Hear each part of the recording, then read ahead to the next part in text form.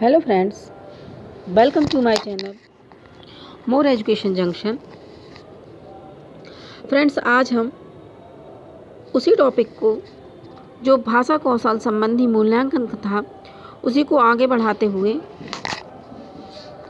हम सुनने संबंधी मूल्यांकन व बोलने संबंधी मूल्यांकन के बारे में पढ़ेंगे। तो फ्रेंड्स, आप लोगों को एक बात ध्यान में रखना होगा कि जिस माध्यम से हम बालकों के कौशलों को विकसित करते हैं, ठीक है, उन्हीं चीज़ों को ध्यान में रखते हुए हम मूल्यांकन भी करते हैं। तो दोनों चीज़ों को आपको ध्यान में रखना होगा। आपको ये चीज़ आप लोग, जिसे मैं आप लोगों को पढ़ा रही हूँ, तो आप लोग यह समझेंगे कि यही तो आपने कौशल विकास में पढ़ाया था और इसी से मूल्यांकन होने लगा। तो फ्रेंड्स, जो हम बालकों के नॉलेज के बारे में, ज्ञान के बारे में जो पढ़ाते हैं और फिर उसका मूल्यांकन करते हैं कि किस सीमा तक बालकों ने इस उद्देश्य को प्राप्त कर लिया है और किस सीमा तक बच्चे नहीं कर पाए हैं। ठीक है फ्रेंड्स, तो जो विधियों का हम उनमें प्रयोग कर रहे हैं, उन विधियों को हम क्या करेंगे, बदल देंगे। ठीक है, कोई दूसरी विधि के द्वारा जिससे बालक रुचि लेके पढ़ सके, ठीक है, या रुचि लेकर उसको मतलब शिक्षा में उसका उपयोग कर सके अपनी रुचियों के अनुसार, तो हम उस विधि का इस्तेमाल करेंगे। ठीक है फ्रेंड्स, तो चलिए स्टार्ट करते हैं। अभी आप पढ़ते जाइए, फिर आप लोगों को धीरे धीरे समझ में आ जाएगा। ठीक, चलिए स्टार्ट करते हैं। सुनने संबंधी मूल्यांकन। इससे फ्रेंड्स, सुनने संबंधी मूल्यांकन में क्या होता है कि बालक है जो सुनी हुई बातों को समझने की योग्यता का विकास करना। बालकों में जो सुनी हुई बातें हैं उनको समझने की योग्यता का विकास करना। ठीक है, तो चलते हैं। एक ब्राउन कार्लसन ने एक श्रवण का समझ परीक्षण का निर्माण किया था, समझ परीक्षण बनाया था। ठीक है फ्रेंड्स, ब्राउन कार्लसन का श्रवण का समझ परीक्षण। ठीक है, श्रवण मतलब सुनने से संबंधित। तो यह जो परीक्षण था फ्रेंड्स, 9 से 13 वर्ष के बालकों के लिए था। ठीक, और इसका उद्देश्य था छात्रों की सुनी हुई बातों को समझने की योग्यता को मापना।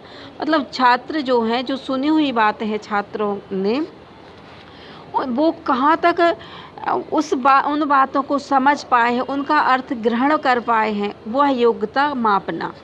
ठीक है, तो ब्राउन कार्लसन का श्रवण का समझ परीक्षण। ठीक, तो यह था 9 से 12 वर्ष के बालकों के लिए था।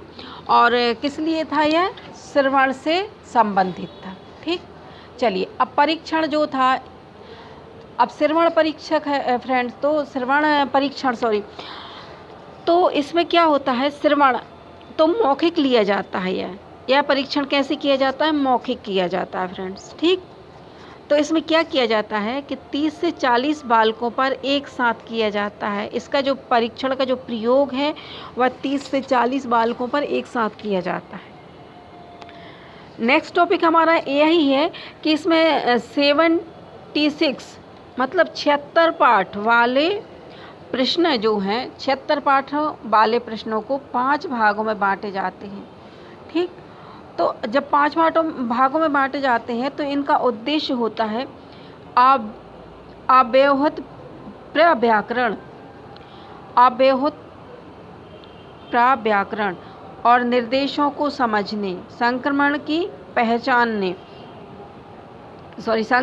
पहचानने और भाषण को समझने की योग्यता है। ठीक है फ्रेंड्स, तो जो है 76 पाठों वाले प्रश्नों को लिया गया और 5 भागों में इसको बांटा गया। और यह जो है ब्राउन कार्लसन का जो श्रवण परीक्षण है, इसका जो उद्देश्य था, जो व्यवहार में उपयोग नहीं किए गए जो प्रव्याकरण मतलब उनका। ठीक है, अब देखिए, जब बालक है, छोटा बच्चा है, तो उसकी कोई व्याकरण तो होगी नहीं। ठीक, तो वह क्या है, आसपास के अपने पास पड़ोस परिवार के भाषा ही बोलेगा। तो अव्यवहित प्रव्याकरण मतलब जो व्यवहारिक नहीं है, ठीक। तो व्याकरण और फिर जो निर्देशों को समझने, जो निर्देश बालक को दिए जा रहे हैं वह बालक समझ पा रहा है या नहीं समझ पा रहा। संक्रमण को पहचानने मतलब अलग अलग जो है शब्द हैं उनको पहचानने नहीं, जो कठिन शब्द हैं, ठीक। और भाषण को समझने की योग्यता मतलब जो बोला जा रहा है उसके बालक को समझ में आ रहा है कि नहीं आ रहा। इसका यह था उद्देश्य था। किसका था? ब्राउन कार्लसन का श्रवण समझ परीक्षण। ठीक है फ्रेंड्स, इतना आप लोगों को याद हो गया होगा। चलिए, इसमें मैंने नोट लिखा है कि आरंभिक कक्षा में निर्देश आदेश मातृभाषा में दिए जा सकते हैं। देखिए फ्रेंड्स, यह कहा भी गया है हमारी एनसीईआरटी में कि बालक को जो प्राथमिक शिक्षा, बालक की जो प्राथमिक जो शिक्षा होगी फ्रेंड्स, वह कैसी होगी? मातृभाषा में होगी। ठीक है, हमारे एनसीईआरटी में दिया गया है। ठीक, तो अब हम चलते हैं कि सुनने संबंधी मूल्यांकन। फ्रेंड्स, जो सुनने संबंधी मूल्यांकन होता है वह दो तरह से होता है। आप लोग याद रखना कि सुनने संबंधी जो मूल्यांकन होता है वो दो तरीके से होता है। एक श्रवण परीक्षण के द्वारा और दूसरा उच्चारण तथा भाषण परीक्षण के द्वारा। ठीक है, सुनने संबंधी मूल्यांकन।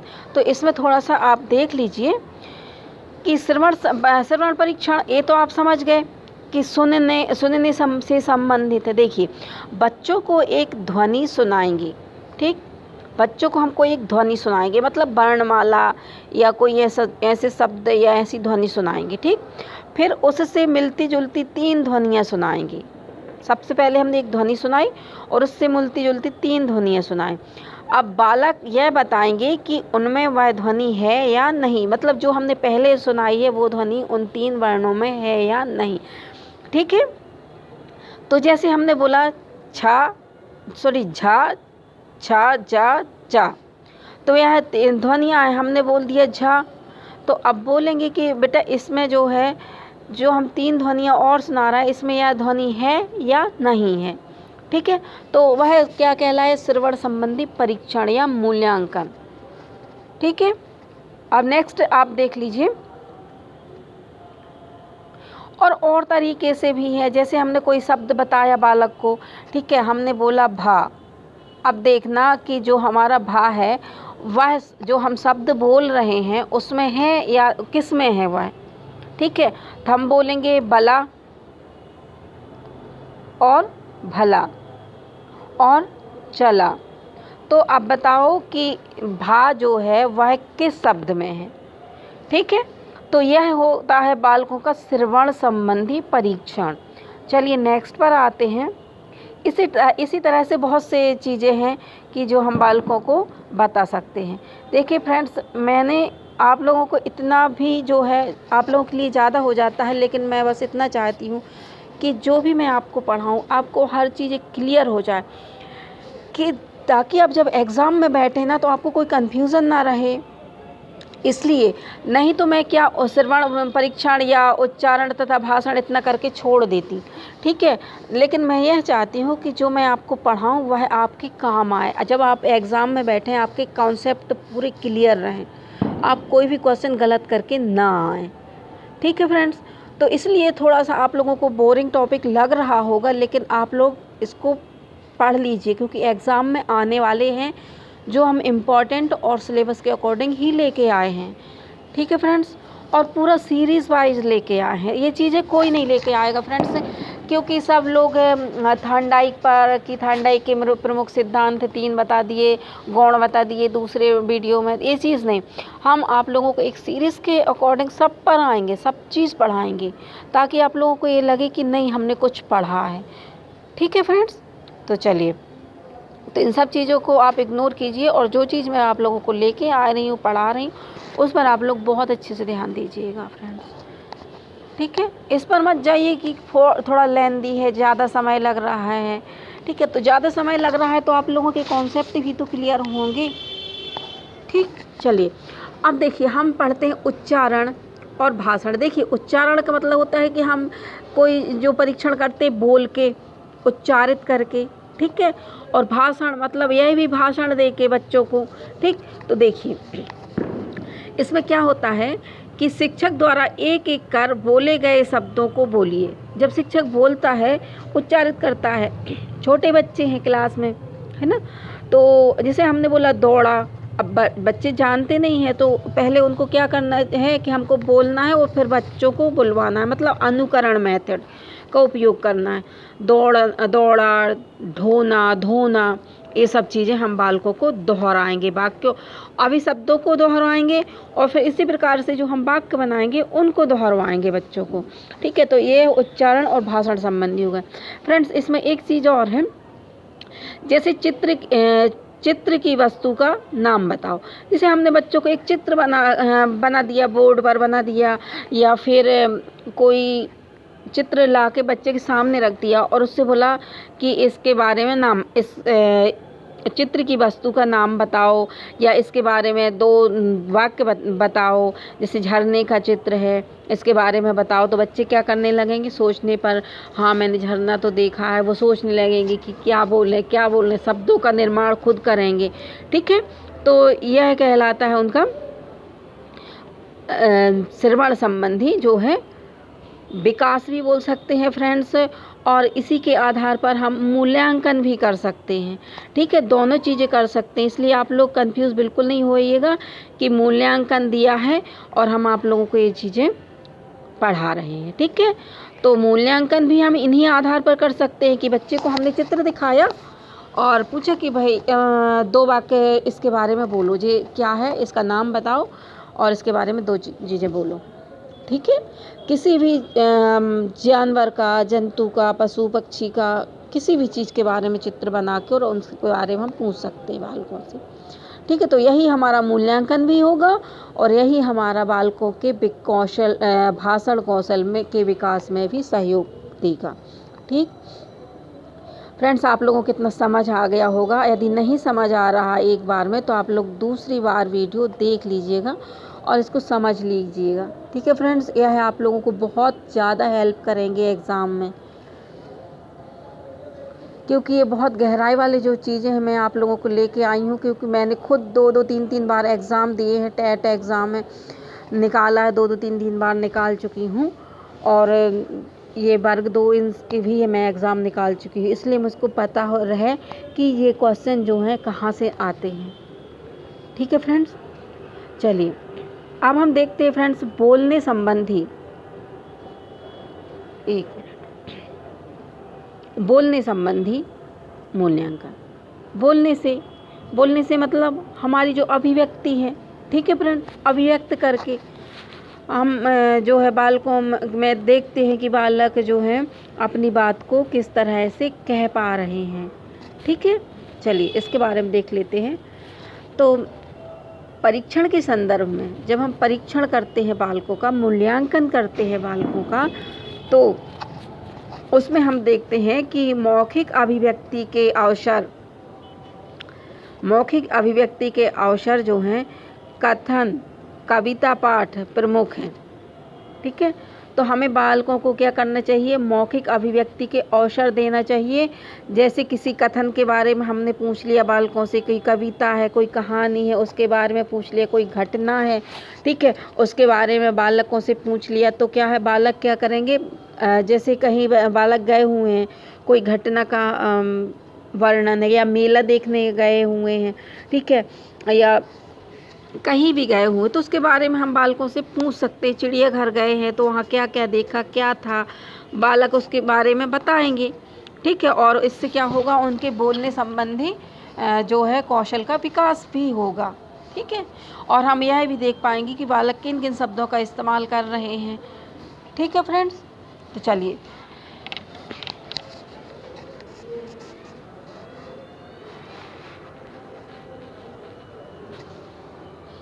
तो अधिक अवसर पाठ प्रमुख है, कविता पाठ और जो कथन है इनके अवसर बालकों को देने चाहिए, ठीक है। अधिकतर रूप मिल जाता है किंतु जैसे फ्रेंड्स कविता का और जो पाठ है ये प्रमुख हैं, ठीक है। तो जो कथन है और कविता के जो अधिकतर रूप मिलते हैं, किंतु क्या होता है, मौखिक अभिव्यक्ति, मौखिक अभिव्यक्ति के मूल्यांकन का उद्देश्य होना आवश्यक है। फ्रेंड्स, बालकों को जो है मौखिक अभिव्यक्ति जब बालक कर रहे हैं, जब हम उनका मूल्यांकन कर रहे हैं, तो हमारे जो मूल्यांकन का क्या होना चाहिए, एक उद्देश्य होना चाहिए। हम मूल्यांकन क्यों कर रहे हैं, क्या देखना चाह रहे हैं बच्चों में, किस चीज़ का विकास देखना चाह रहे हैं, ठीक है। तो ये चीज़ हमारा उद्देश्यपूर्ण मूल्यांकन होना चाहिए, ठीक। चलिए, मूल्यांकन की दृष्टि से मौखिक अभिव्यक्ति को विश्वसनीय, हाँ देखिए फ्रेंड्स, जब हम मूल्यांकन करते हैं बालकों में तो मौखिक अभिव्यक्ति करते हैं, मतलब बोल के बताते हैं बच्चे, ठीक। तो मौखिक अभिव्यक्ति में क्या हुआ, विश्वसनीय, वैध, वैज्ञानिक, तार्किक बनाने के लिए जो है निम्न भागों में विभक्त कर परखना आवश्यक होता है।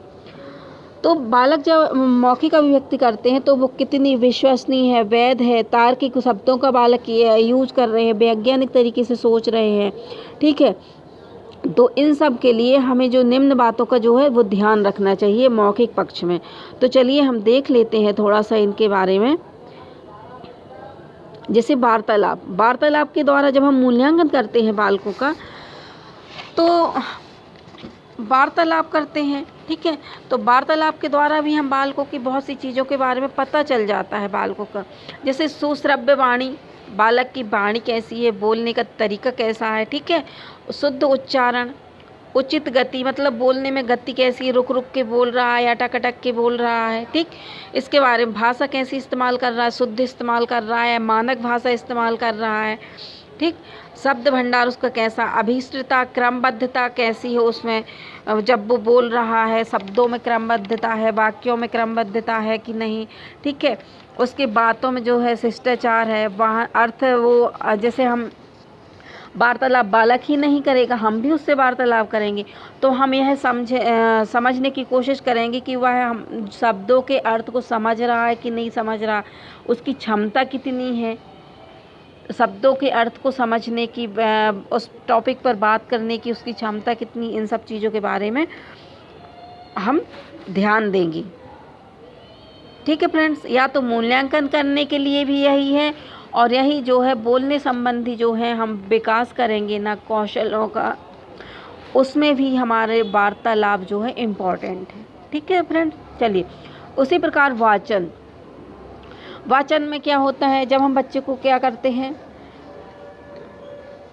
बच्चा पढ़ रहा है, ठीक है, वाचन कर रहा है, ठीक है, बोल रहा है, तो उसमें देखेंगे वाचन में भी शुद्ध उच्चारण कर रहा है, उसकी गति कैसी है, उचित है, ठीक है, उचित गति होनी चाहिए, स्पष्ट जो है स्पदाघात होने चाहिए, और शुद्ध भाषा और अभीष्ट शिष्टाचार होने चाहिए। उसकी भाषा कैसी होनी चाहिए, शुद्ध होनी चाहिए जब वो पढ़ रहा है, उसका उच्चारण भी शुद्ध होना चाहिए, शुद्ध उच्चारित कर रहा है कि नहीं कर रहा बालक। देखो, जब भी फ्रेंड्स आप लोगों को ये सब चीज़ें आ जाए ना, तो खुद को एक बालक के रूप में भी समझ लेना चाहिए। जब कोई चीज़ क्वेश्चन हल कर रहे हो ना, कि हाँ जब मैं बच्चा था, स्कूल जाता था, तो मेरे टीचर ना मुझको कैसे पढ़ाते थे, ठीक है फ्रेंड्स, ये खुद को ये बच्चों की तरह ट्रीट कर लीजिएगा। तो इससे भी आपके बहुत से क्वेश्चन जो हैं और आपको समझने में भी मदद मिलेगी। देखिए, जब हम पढ़ते थे तो हमको क्या है, हम अशुद्ध भी बोलते थे ना, तो हमारे टीचर क्या करते थे, हमको शुद्ध उच्चारण करना सिखाते थे कि इसको ऐसा नहीं ऐसा बोला जाता है, तो वो शुद्ध उच्चारण करके बताते थे, ठीक है। तो शुद्ध उच्चारण, गति के बारे में बताते थे कि रुक रुक के नहीं पढ़ना, जल्दी जल्दी अच्छे से पढ़ना है, बिल्कुल लयबद्ध तरीके से, ठीक है। शुद्ध भाषा भी हमारी कैसी होनी चाहिए, शुद्ध होना चाहिए, ठीक है, कुछ भी नहीं बोलना है। अभीष्ट शिष्टाचार, और जिन शब्दों का बहुत अच्छे से तरीके से बात करना चाहिए, शिष्टाचार के मतलब शिष्टाचार के अनुसार, ठीक है। इन सब चीज़ों का आप ध्यान रखिएगा। चलिए नेक्स्ट देखते हैं, थर्ड टॉपिक है हमारा कहानी कथन और संक्षिप्तता, मौलिक विचार। देखिए फ्रेंड्स, बोलने संबंधी चीज़ योग्यता में हम मूल्यांकन करते हैं बालक का। तो जब कहानी कथन के बारे में पूछते हैं बालक से, उसकी संक्षिप्तता के बारे में, उसके जो मौलिक विचार हैं उसके बारे में जब बालक बताता है, जैसे हमने कहानी बालकों को सुनाई, अब बालकों को सुनाई तो उनसे बोला कि चलो इसको, या बालकों से हम खुद पढ़वाते हैं कि चलो अब ये कहानी बोलना है, ठीक। तो उसमें हम देखें कि शुद्ध उच्चारण कर रहे बच्चे, उचित हाव भाव के अकॉर्डिंग बोल रहे हैं, ठीक है। उनका प्रवाह कैसा है, बोलने का तरीका, शब्द भंडार, मुहावरेदार है, कहानी कोई बता रहे तो कोई कहा मुहावरेदार है, क्रमबद्धता है उनकी बातों में, शब्दों में, वाक्यों में, ठीक है। बलाघात जो है वो है या नहीं है, ठीक है, कहाँ पर वो बल दे रहा है, कहाँ पर वह नहीं दे रहा है, इस चीज़ के बारे में। देखिए फ्रेंड्स, क्या होता है कि कहानी कथन संक्षिप्त मौलिक विचार, जब कोई बालक कहानी सुनाता है या बोलता है या कोई बुक से पढ़ता है तो वह उसके बारे में हम बोलते हैं कि भाई इसका मतलब क्या होगा, इसके जो है वो इसका अर्थ क्या हुआ, ठीक। इसमें जो बालकों को जो मुहावरे हैं, ठीक है, जो बालकों के जो बोलने का जो तरीका है, क्रमबद्धता है, इन सब के बारे में हम बालकों को बताएंगे, जहाँ बालक क्या कर रहे हैं, त्रुटियां कर रहे हैं, ठीक है। और इन्हीं चीज़ों के द्वारा, इन्हीं के द्वारा ही हम क्या करते हैं, मूल्यांकन करते हैं बच्चों का, कि इन सब चीज़ें जो हमने आप लोगों को बताया ना, इन सब चीज़ों को ध्यान में रखते हुए उनका मूल्यांकन भी किया जाता है और इन्हीं के द्वारा उनका जो है, उनके कौशलों का विकास भी किया जाता है फ्रेंड्स। ये चीज़ आप लोग बहुत अच्छे से याद रखना। चलिए फोर्थ इसका वो है पॉइंट है, घटना अनुभव, संक्षिप्तता और मौलिक विचार। तो इसमें क्या है, घटना अनुभव, संक्षिप्तता और मौलिक विचार, मतलब बालक कोई घटना देख के आया, उसने क्या अनुभव किया, ठीक है, वह संक्षिप्तता में कैसे, मतलब वो संक्षिप्त शब्दों में, अपने शब्दों में उसको कैसे बोल सकता है, और उसकी मौलिकता, ताकि उसकी क्या बनी रहे, मौलिकता बनी रहे, ठीक है। चलिए तो इसके बारे में देखते हैं थोड़ा सा, क्योंकि मैंने दो शब्द, चार शब्द सभी के बारे में लिखे हुए हैं ताकि आप लोगों को स्पष्ट रूप से समझ में आ जाए, ठीक है। और आप लोग नोट्स भी बनाना चाहें तो इसके नोट्स भी बना लें। चलिए तो देखिए, घटना अनुभव, अब कोई बालक कोई घटना देख के आया, उसका अनुभव है उसको, तो वह क्या करेगा, शुद्ध उच्चारण, उचित प्रवाह, हाव भाव, शब्द, भाषा भंडार उसके रहेंगे, ठीक है। और वाक्य रचना, मतलब वह देखो, वाक्य रचना से संबंध क्या है कि बच्चा सिर्फ देख के आया है, वह अपने शब्दों में, अपने वाक्य में बोल रहा है, तो उसके वाक्यों की जो रचना होगी वो कैसी होगी, ठीक है, या कैसी है, उसमें क्रमबद्धता है, उस घटना के बारे में, उसी घटना के बारे में बोल रहा है कि उस घटना से आगे चला गया, ठीक है, आगे चला गया मतलब कि उसने और दूसरा टॉपिक तो नहीं जोड़ लिया, ये सब चीज़ें रहती हैं। चलिए नेक्स्ट पर आते हैं फ्रेंड्स। फिफ्थ हमारा जो पॉइंट है उसको देख लेते हैं, प्रश्नोत्तर मौलिक विचार। प्रश्नोत्तर मौलिक विचार, देखिए फ्रेंड, जब हम बालकों से प्रश्नोत्तर कर रहे होते हैं, जब शिक्षक बालकों से प्रश्नोत्तर कर रहा होता है तो उसके जो मौलिक विचार होने चाहिए, कैसे मौलिक विचार होने चाहिए कि जो उत्तर, जो प्रश्न भी मौलिक होने चाहिए, मतलब बच्चों से संबंधित, आत्मीयता से बालकों को वह अपने शब्दों में स्वतंत्र रूप से उसका उत्तर दे सकें, ठीक है। तो यह कहलाती मौलिक रूप से बात करना, ठीक। तो जैसे शुद्ध उच्चारण, बालक शुद्ध उच्चारण कर रहे हैं, उन उत्तर का शिष्टाचार के रूप में, मतलब शिष्टाचार से वह बात कर रहे हैं। तत्परता, शुद्ध भाषा, मतलब हमने प्रश्न किए और बालक कैसे तत्पर हैं आंसर, उत्तर देने के लिए, और शुद्ध भाषा का भी प्रयोग कर रहे हैं। शब्द भंडार भी उनका कैसा है, अच्छा है या खराब है, ठीक है। उनमें क्रमबद्धता भी देख लेंगे, ठीक। एकता और संक्षिप्तता व वाक्य रचना, अभिष्टता।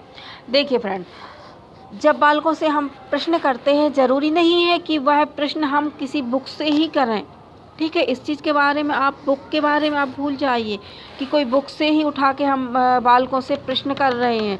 जब हम बालकों का मूल्यांकन करते हैं, टीचर जब बालकों का मूल्यांकन करता है या कोई भी मूल्यांकन करता, बालक का मूल्यांकन करता है, तो वह छोटे छोटे सरल प्रश्नों का उपयोग करता है, और जिससे बालक क्या होते हैं, सोचने पर बेबस हो जाते हैं कि इसका क्या हम आंसर दें।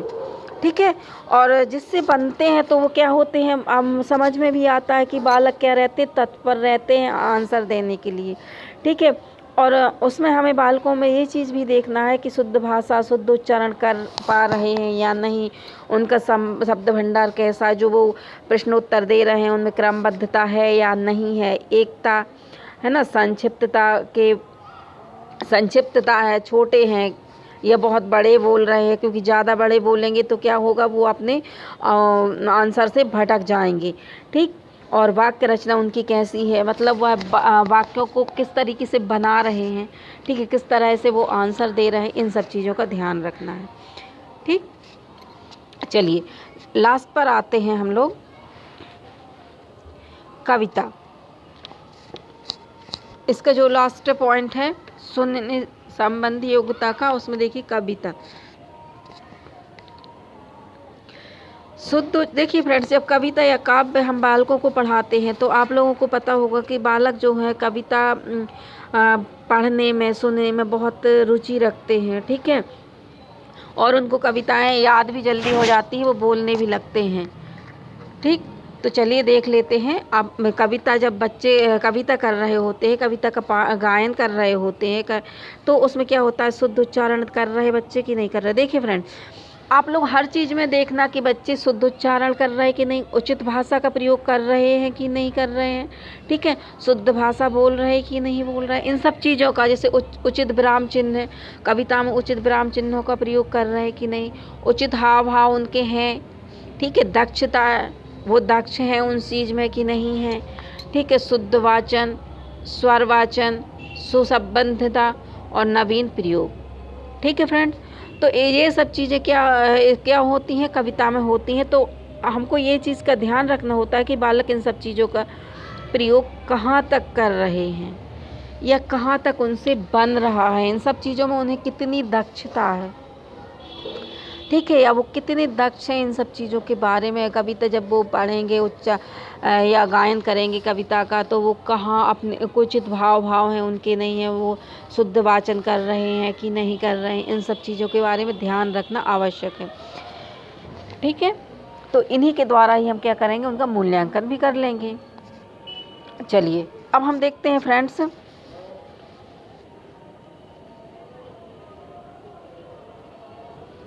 हाँ, तो फ्रेंड्स हम देख लेते हैं कि मौखिक अभिव्यक्ति के कितने प्रकार होते हैं। मौखिक अभिव्यक्ति कितने प्रकार से मौखिक अभिव्यक्ति की जा सकती है।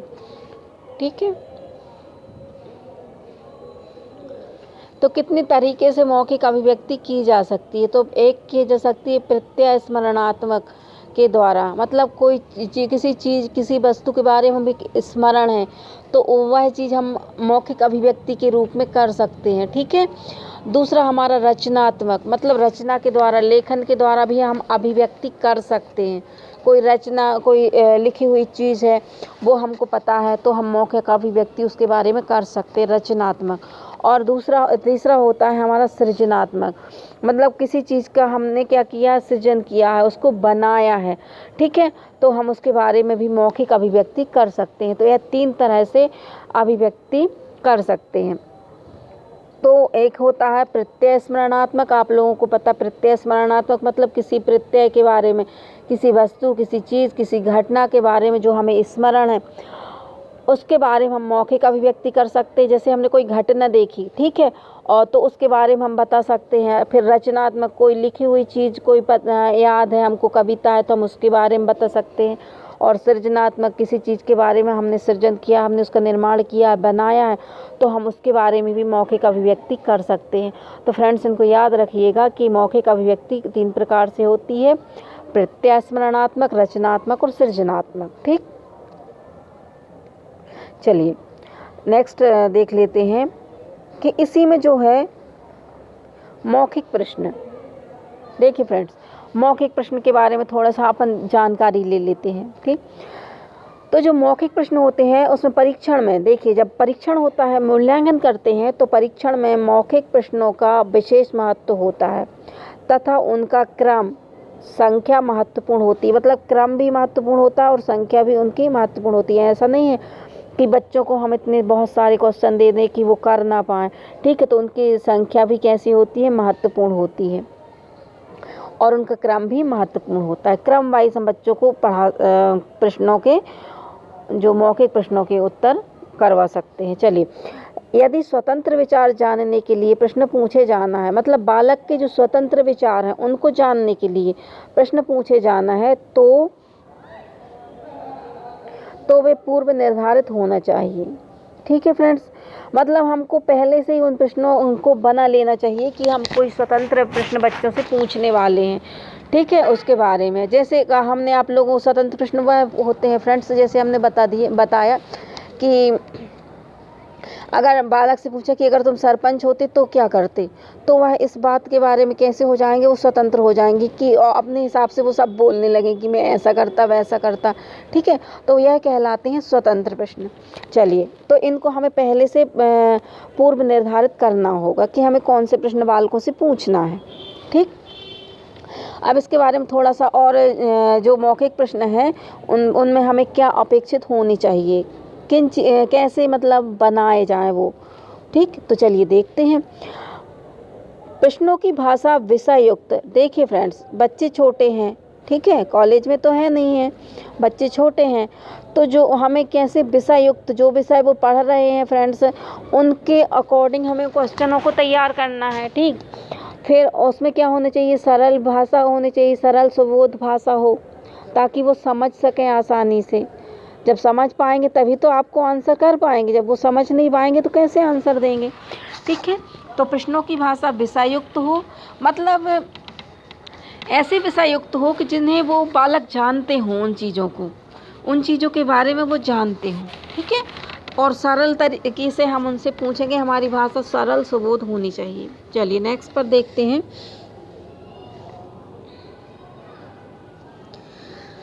सेकेंड क्वेश्चन, तो प्रेरणादायक समस्याओं को प्रस्तुत किया जाना चाहिए जिसकी प्रतिक्रिया शीघ्र ही होती। तो हमें ऐसे प्रश्नों का चयन करना चाहिए ताकि उसमें जो प्रेरणा मिले बच्चों को, ठीक है, किसी समस्या से संबंधित हो और बालक जो है तुरंत उसको प्रतिक्रिया दें, शीघ्र आंसर दें, ठीक। चलिए नेक्स्ट पर देखते हैं कि देखिए फ्रेंड्स, इन चीज़ों को आप लोग याद रखना कि जब भी धर्म नीति में विवाद वाले प्रश्न आएँ तो ये सब चीज़ें नहीं पूछना चाहिए, ठीक है। धर्म और नीति के विवादों पर प्रश्न नहीं पूछे जाना चाहिए।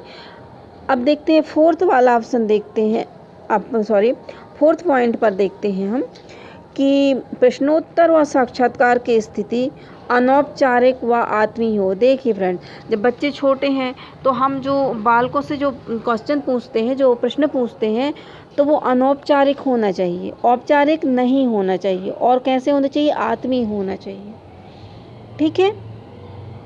तो इन चीज़ों का आप थोड़ा ध्यान रखिएगा। नेक्स्ट पर देखते हैं, हमारा जो फिफ्थ पॉइंट है उस पर आते हैं। परीक्षण सामग्री सभी मूल्यांकनकर्ताओं के विचार विमर्श से तैयार की जानी चाहिए। मतलब जब हम मूल्यांकन कर रहे होते हैं बालकों का, परीक्षण की जो सामग्री, जिन सामग्री का हम उपयोग कर रहे हैं मूल्यांकन में, वह जो मूल्यांकनकर्ताओं के विचार विमर्श से तैयार की जानी चाहिए। मतलब खुद एक व्यक्ति तैयार नहीं, 2-3 जो मूल्यांकनकर्ता होंगे एक साथ उसको तैयार करें, ठीक।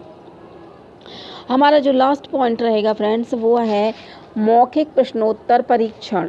मौखिक प्रश्नोत्तर परीक्षण में हमें देखना है कि यथार्थ, वैध और विश्वसनीयता वैज्ञानिक और व्यवहारिक होनी चाहिए। तो जो भी हम प्रश्न बालकों से पूछते हैं तो वो यथार्थ हो, वैध होना चाहिए और विश्वसनीय होना चाहिए, ठीक है। वैज्ञानिक और व्यवहारिक भी होना चाहिए। तो हम बालकों से ऐसे प्रश्न पूछ सकते हैं, ठीक है फ्रेंड्स। तो आप लोगों को इतना समझ में आ गया होगा, तो आप लोग कमेंट्स करके बताइए कि आप लोगों को यह वीडियो कैसा लगा, अच्छा लगा। क्योंकि फ्रेंड्स, इसमें मैं जानती हूँ कि इसमें आप लोगों को बहुत से जो कॉन्सेप्ट हैं वह क्लियर हुए होंगे, ठीक है फ्रेंड्स। तो यह जो चीज़ें हैं, छोटी छोटी चीज़ें आप लोगों को कोई बहुत कम जो वीडियो हैं बताएंगे तो, लेकिन बहुत कम वीडियो है ना लोग बताते हैं, हर कोई नहीं बताता, छोटे छोटे वीडियो लेके डाल देते हैं, लेकिन जितना जो कॉन्सेप्ट है वह बहुत कम लोग ही आप लोगों को बताएंगे। तो फ्रेंड्स, आप लोग कमेंट्स करके बताइए कि आप लोगों को मेरा ये वीडियो कैसा लगा, ठीक है। और मेरे वीडियो को लाइक कीजिए ताकि मुझे, और कमेंट्स कीजिए जिससे मुझे प्रोत्साहन मिले और मैं और अच्छी वीडियो आप लोगों के लिए लेकर आऊँ, ठीक है फ्रेंड्स। तो thank you my watching channel. फिर मिलते हैं हम नेक्स्ट वीडियो में, आप लोगों के लिए अच्छे वीडियो दूसरा लेके आएंगे। और वह जो लेके आएंगे वो नेक्स्ट रहेगा हमारा। अभी हमने पढ़ा है मौखिक और बोलने संबंधी मूल्यांकन पढ़ा है और सुनने संबंधी मूल्यांकन पढ़ा है। अभी हमारे 2 कौशल और रह गए हैं, उनको भी हमें कंप्लीट करना है, ठीक है फ्रेंड।